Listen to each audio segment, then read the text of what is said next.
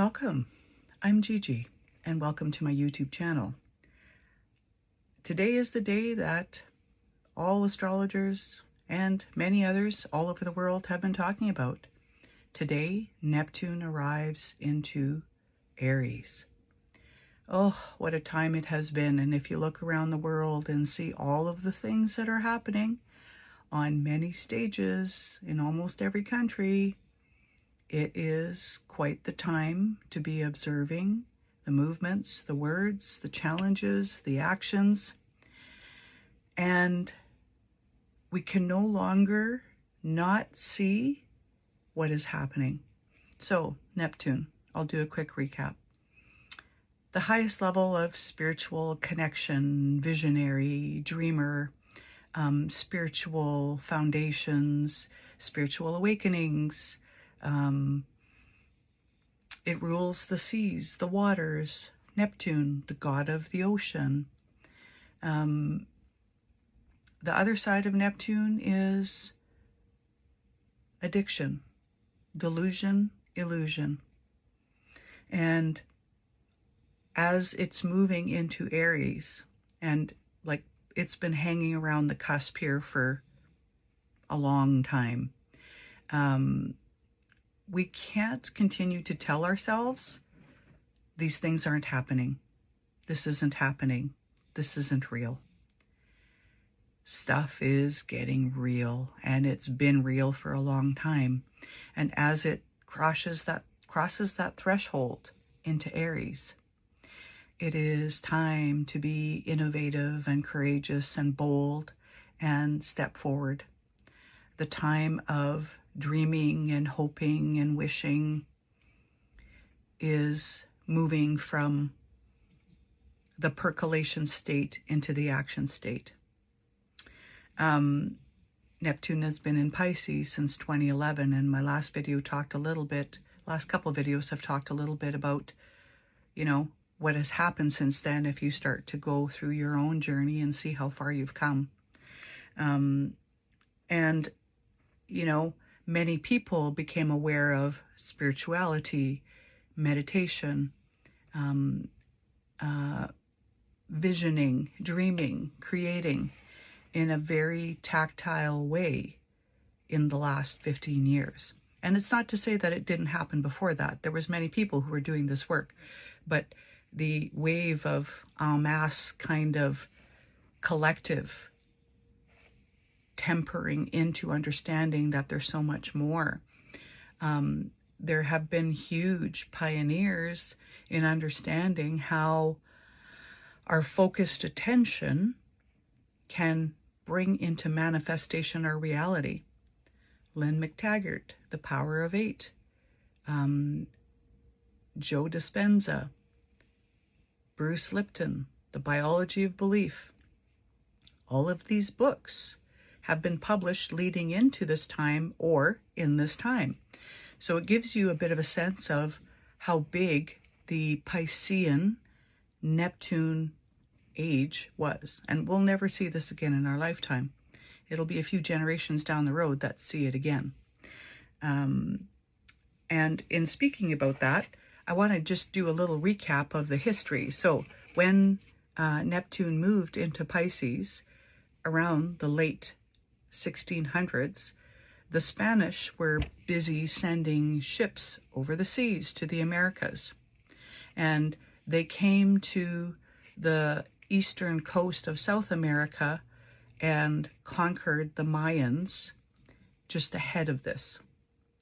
And they sent ships to the Americas to begin establishing colonies. And they were establishing colonies all over Europe in this time.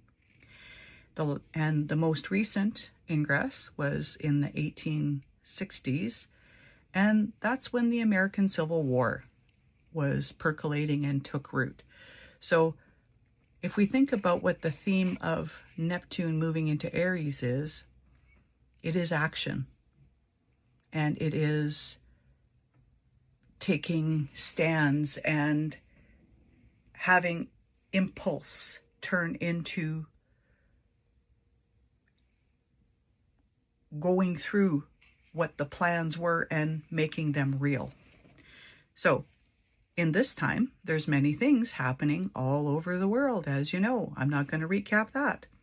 But Pluto this time is in Aquarius. And so now we're seeing more of those kinds of actions happening through the air. And my feed this morning on Instagram was really interesting because it was showing all of these snowstorms that were happening all over North America, and really like all over the world, because there's in the far eastern European countries, like feet and feet and feet of snow. The other interesting thing that Neptune rules, besides the substance abuse and stuff, is toxins and pollution. So my feed this morning was all about the snow that doesn't melt but burns. So I'm not saying, just go have a look. We are in a time when we can no longer say, oh, that's not real. There's a lot of things that are being brought into our consciousness and awareness that are completely real. And as it moves into Aries, we can no longer deny some of the truths and realities, and must embrace and engage what our new realities have been becoming. And that's different for all of us. So this isn't about gloom and doom. This is about stark truth and reality, because the Aries ram doesn't go, oh, should I put my head down and hit that? It goes, I'm going to hit that, and it hits it.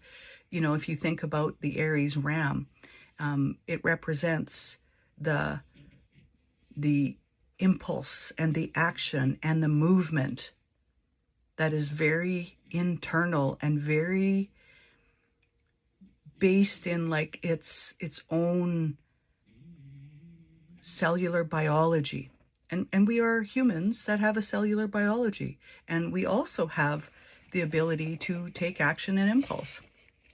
So we must continue taking care of our minds and our spirits, and meditation and spiritual practice and ritual, however we do that for ourselves, is incredibly important. Bringing our thoughts into form is also incredibly important. But as Neptune moves into Aries, and Saturn will be right behind it on February the 20th, after the eclipse, the fire horse new moon. This is like making ourselves sit with disciplined, radical honesty within ourselves to go, I've been thinking about this for a long time. Now I'm just doing it. So it's offering, Neptune moving into Pisces, or Aries, is offering us the opportunity to be spiritually courageous.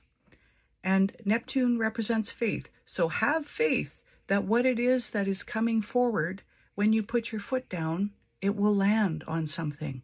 You must trust that the cosmos has a bigger plan. And it's about taking action more than retreating and going, I'll come back to that later. I'll do that later. Neptune is really good at procrastination, but in Aries, there's not the same kind of procrastination. It's idealism with edge. It's the belief that what it is that we are wanting to create can be made. So we have to do it in the way we do it, and nobody else will do it in the way we are doing it. And so it's a little bit like being your own pioneer and forging your way forward. As it's a 0 point of the zodiac, it's like literally the clock ticking, and we're in a whole new cycle, a great big cycle with Neptune. It's taking the work, the preparation, the deep internal excavation, and now putting it into being. We have been working on becoming for a long time. Now it's time to be. Put it into being. And this is kind of an interesting, I've heard lots of people talk, and this has kind of been a seed planted for me. Aries, fire, action. And You know, if you look around at what's happening right now, south of the Canadian border, there's a lot of people who are standing up, and they have various forms of activism to rage about many things that are happening. So Neptune is pushing us into Aries and asking us to hold sacred what lights our fire and pushes us to act, but it's also intuition fueled by instinct to manifest what is our holy desire, because we're not here just to like punch a clock and fulfill obligations. That's not the only reason we're here. We are here to do our blueprint destiny, which also includes some form of spiritual, soulful destiny. Neptune is about dreaming, and the dream now goes from this nebulous form. Neptune rules fog too. So the dream now is literally no longer a nebulous form, but it has a body. It's Aries. It's intentional. It's fierce. It's intuitive, instinctive, and it moves. It hits. So I'm not telling everybody to put their horns on and hit everything today. What I am saying is, if this impulse and this urge is sitting within you, it's not a coincidence. It's synchronicity. And Neptune is good at dissolving things. That's what it does. It dissolves. It allows dissolution of old paradigms that no longer fit. And if you look around the world, there are many paradigms that are being dissolved.